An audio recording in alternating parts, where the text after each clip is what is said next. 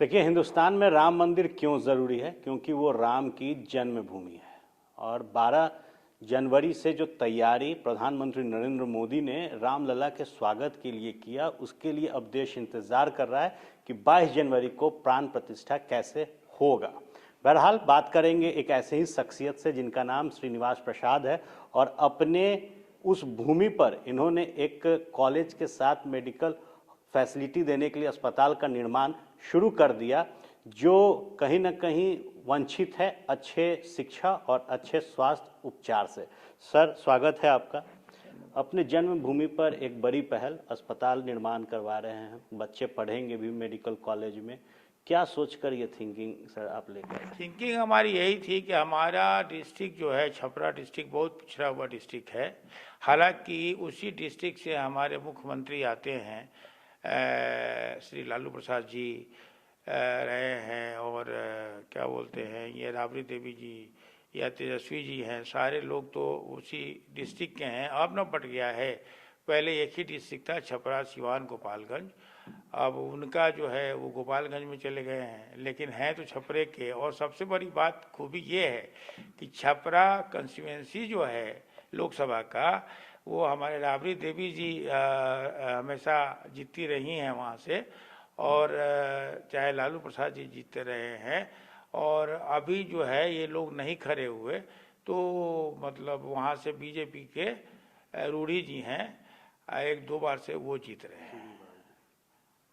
तो सर, एक सवाल बनता है कि अपने पैतृक आवास पर बड़े अस्पताल का निर्माण करना, एक कॉलेज का निर्माण करना, तो क्या लगता है स्वास्थ्य व्यवस्था अच्छे ढंग से छपरा तक नहीं पहुंच? कोशिश तो हमारी यही रहेगी। हमारी कोशिश पैसा कमाने की नहीं है।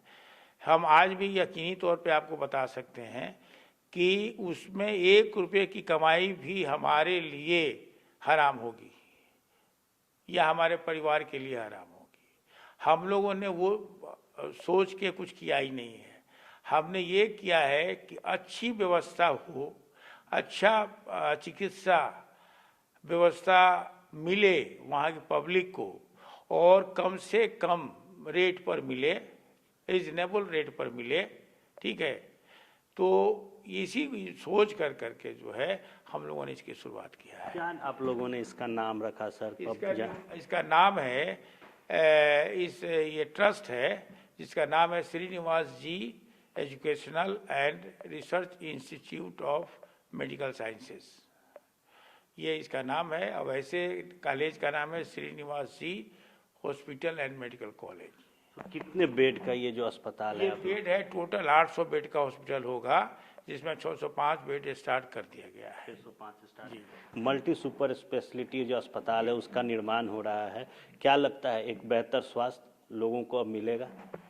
मुझे तो पूरा यकीन है। अब कहा ना कि मैंने जो सोच के किया, ठीक है ना, वो मैं कर रहा हूँ। जो मुझे लगा वो मैं कर रहा हूँ।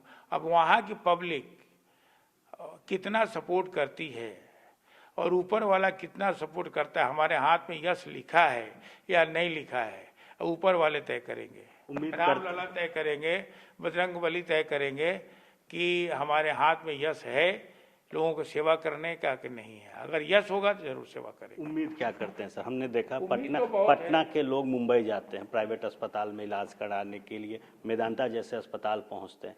क्या लगता है कि अब लोगों को बाहर नहीं जाना होगा, ऐसी फैसिलिटी की तैयारी? कोशिश हमारी तो ये है कि यहाँ तक हमारी कोशिश होगी कि वैसे छपरा से पटना दूर तो नहीं है, लेकिन जो मेदांता में फैसिलिटीज़ है, हमारा जो एक बी ब्लॉक बन रहा है, वो उतना ही फैसिलिटीज़, ठीक है, उसमें हम देने की पूरी कोशिश करेंगे। और जहाँ तक क्या आपने पूछा था कि फैसिलिटीज़ वहाँ के लोग लेंगे या नहीं लेंगे, तो क्यों नहीं लेंगे? अगर उनको फैसिलिटी मिलती है तो उनको लेना ही चाहिए। कम रेट में अगर उनका बाईपास सर्जरी हो जाता है, उनका एंजियोग्राफी हो जाता है, उनका वो क्या बोलते हैं यूरो का इलाज होता है, नेफ्रो का इलाज हो जाता है, किडनी समस्याएं संबंधी बीमारी का इलाज हो जाता है, तो कराना चाहिए।